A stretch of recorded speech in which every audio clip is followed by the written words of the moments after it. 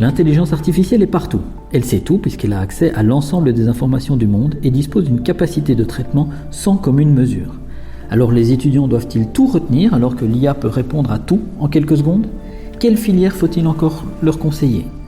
Comment adapter les études à l'ère de l'intelligence artificielle ? Et faut-il vraiment, encore même, faire des études de médecine par exemple, alors que l'IA serait capable de faire des meilleurs diagnostics que les médecins ? Vous écoutez Face à l'IA, un podcast de Trends Tendance. Et pour en parler, je reçois Laurent Alexandre, observateur de l'intelligence artificielle depuis des années, auteur de plusieurs ouvrages sur l'IA, et qui vient de sortir le livre « Ne faites plus d'études » avec Olivier Babot. Alors Laurent Alexandre, bonjour, on vous connaît bien chez Trends Tendance. C'est pas votre premier ouvrage. Est-ce que c'est pas le plus polémique ? Comme vous le voyez, le sous-titre, c'est « Apprendre autrement à l'ère de l'intelligence artificielle ». Avec Olivier Babot, on a été très frappé de l'incapacité de l'université à se remettre en question et à adapter sa pédagogie et ses objectifs de formation à la cavalcade technologique que nous connaissons aujourd'hui. L'intelligence artificielle va extrêmement vite et l'université est restée avant la sortie de ChatGPT. Les responsables des universités, les recteurs, les ministres de l'éducation dans les principaux pays européens ont beaucoup de mal à s'adapter aux nouveaux objectifs que doit avoir l'enseignement à l'ère de l'intelligence artificielle, le principal étant de rendre nos enfants complémentaires de l'IA. On voit de plus en plus de secteurs où intelligence artificielle plus travailleur, c'est moins bien qu'intelligence artificielle toute seule. Par exemple, en médecine, ChatGPT est 4 fois meilleur pour faire un diagnostic sur dossier que les médecins spécialistes. Mais le plus grave, c'est que intelligence artificielle, ChatGPT plus médecin, c'est moins bien que ChatGPT tout seul.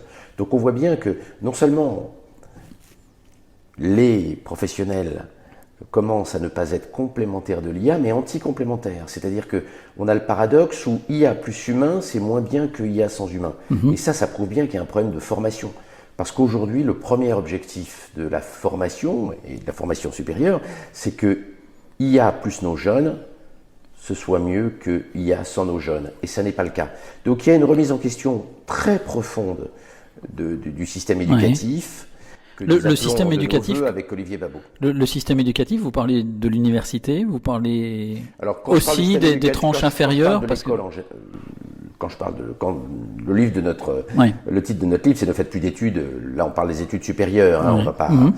Mais je veux dire, est-ce que ce constat, il est pas apposé aussi sur les... En réalité, les 3 briques de l'école, au sens large du terme, c'est-à-dire l'école classique, les universités et la formation professionnelle des adultes, doivent être transformées.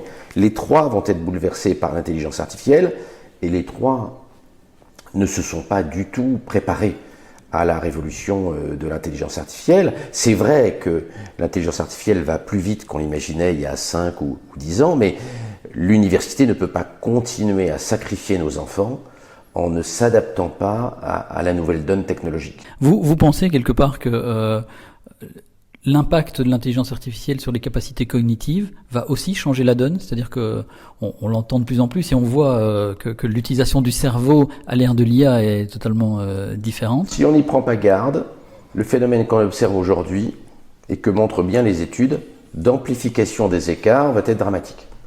C'est-à-dire l'IA augmente les capacités des gens travailleurs et intelligents et l'IA diminue les capacités des gens moins malins et feignants. Et donc si on se sert de l'IA pour pas bosser, effectivement, on va aboutir à une situation catastrophique où les enfants vont voir leur capacité intellectuelle diminuer parce qu'ils ne font pas d'efforts. Et il y a un chiffre qu'on cite avec Olivier Babot dans notre livre qui est dramatique, qui avait fait l'objet d'un grand article du Financial Times.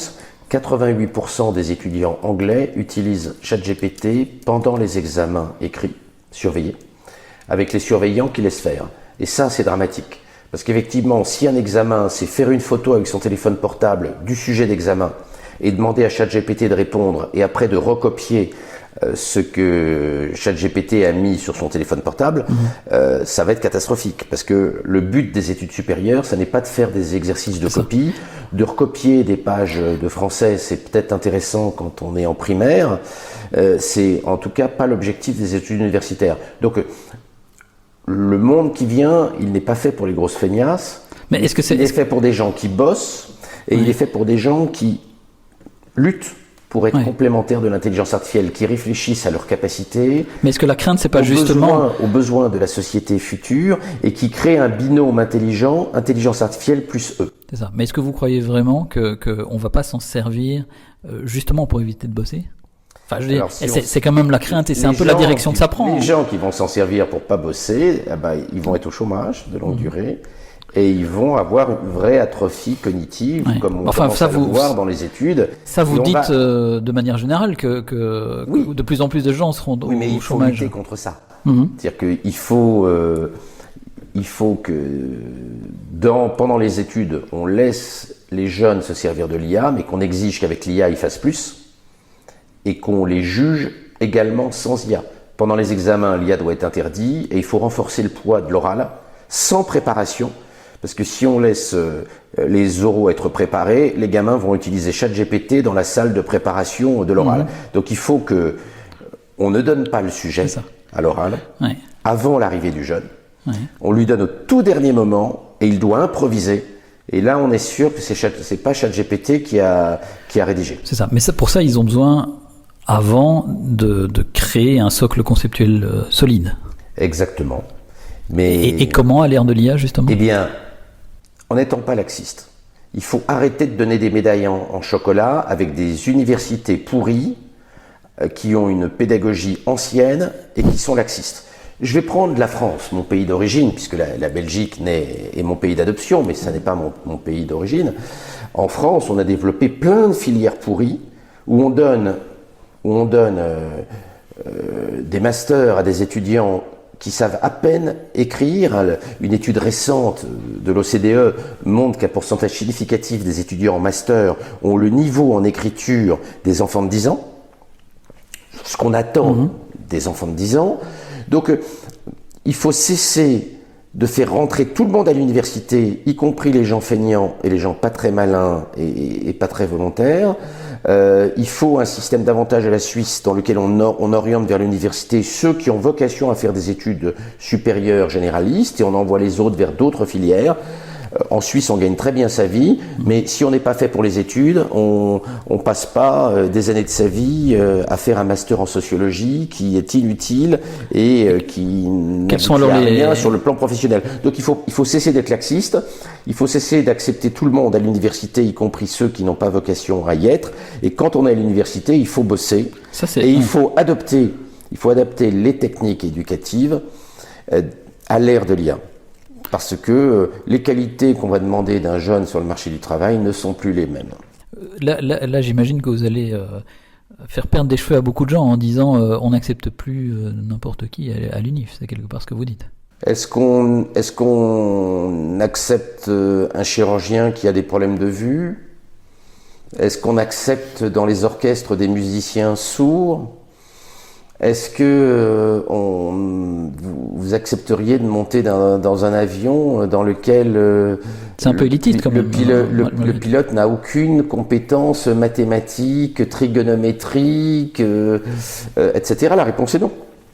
Pourquoi la société forme-t-elle des professionnels qui ne savent pas lire et écrire, qui ont des diplômes en chocolat qu'on leur a donnés par démagogie?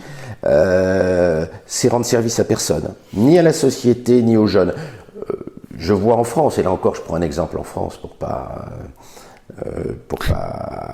attaquer le système belge, on voit en France plein de masters en sociologie qui sont laveurs de carreaux, chauffeurs Uber ou chauffeurs Deliveroo.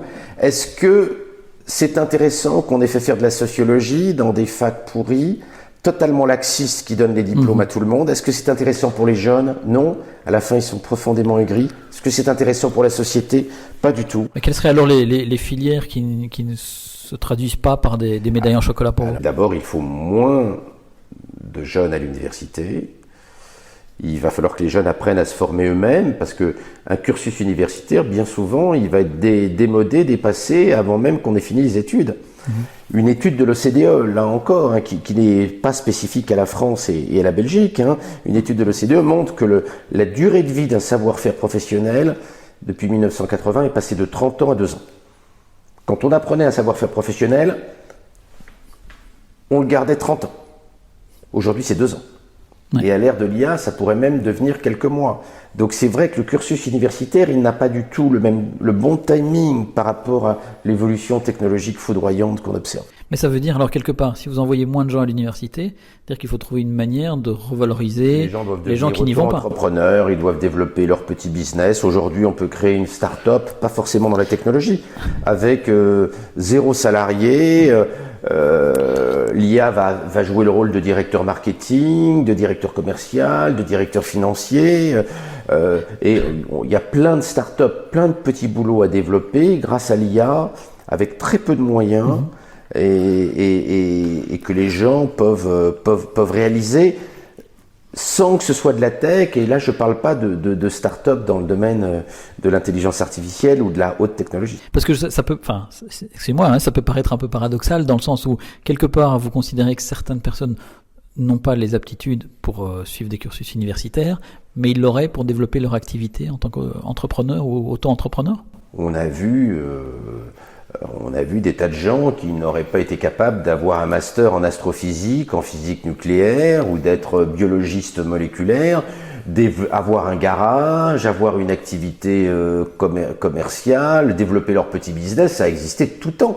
Il y avait dans les campagnes et les villes belges plein d'artisans, plein de boulots qui avaient leur petit business sans que ce soit de la haute technologie. Il ne faut pas sous-estimer la capacité des gens à entreprendre et à gérer un petit business, ce d'autant qu'avec l'IA, il y a des tas de choses compliquées qu'on ne sait pas faire et que l'IA peut faire dans votre petit business. C'est ça. Je pense qu'il y a des milliers d'idées de business, y compris pour des gens qui n'ont pas une grande appétence pour les matières conceptuelles. Quelles seraient les études que vous pourriez conseiller aujourd'hui, malgré tout ? Vous dites, ne faites plus d'études. Alors, c'est pas tout à fait ce que vous dites en réalité. Je pense qu'il faut être très sélectif, il faut faire attention. Bien sûr, si vous êtes pris dans une grande université, il n'y a pas de problème à se poser, il faut y aller, hein, comme nous disons dans le livre. Si vous êtes pris à Normal Sup en France, si vous êtes pris à Cambridge, à Oxford, à Berkeley, à Harvard, il faut y aller sans hésiter. Si vous êtes pris dans des moins bonnes universités, il faut bien réfléchir, il faut éviter d'être piégé dans des cursus qui n'évoluent pas. Et il faut privilégier les cursus et les universités où les dirigeants ont bien compris l'impact de l'IA et ont adopté la pédagogie et les objectifs de formation à la cavalcade technologique dont je parlais tout à l'heure. Le Financial Times récemment a fait un grand dossier, faut-il faire des études, hein. C'était une semaine après la sortie de notre livre, avec Olivier Babot. Et la conclusion de la journaliste, c'est si vous êtes pris dans l'une des 20 meilleures universités au monde, allez-y. Si vous n'êtes pas pris dans l'une des 20 meilleures universités du monde, il faut bien réfléchir, parce que la plupart des cursus sont peu utiles à l'ère de l'IA. Parce que le rôle des employeurs est important aussi. C'est-à-dire qu'aujourd'hui, le diplôme reste quand même un élément déterminant dans le choix d'un... Ça ne va pas durer très longtemps. On dit ça depuis des années. Que les diplômes bidons ne servent pas à grand-chose. Et d'ailleurs, on le voit, regardez aux États-Unis, le taux de chômage chez les diplômés est en train de dépasser le taux de chômage chez les non-diplômés, parmi les jeunes. Donc, le diplôme est en réalité une relique du passé. Et regardez dans la Silicon Valley, les gens les plus intelligents ne font pas d'études. Regardez Alexander Wang, le patron de toutes les intelligences artificielles chez Meta Facebook. Regardez Sam Altman. On pourrait multiplier les exemples des grands pontes de la Silicon Valley qui ont quitté l'université pendant la première ou la deuxième année. Aujourd'hui, des gens comme Peter Thiel pensent que quand on est intelligent, il ne faut pas faire d'études et qu'il faut réserver les études aux mauvais. C'est paradoxal, je le reconnais, mais c'est vrai que les grands spécialistes de l'IA et les grands entrepreneurs, les grands milliardaires de l'IA, font de moins en moins d'études. Ça ne veut pas dire qu'ils ne travaillent pas et ça ne veut pas dire qu'ils n'apprennent pas. Ouais. Pour clôturer ce petit podcast face à l'IA, un message positif quand même que l'on peut tirer de votre livre, Ne faites plus d'études. Un monde absolument extraordinaire. L'ère Greta Thunberg, c'est fini, la décroissance, c'est fini. On va avoir une croissance économique qui va croître dans les pays qui vont bien intégrer l'intelligence artificielle.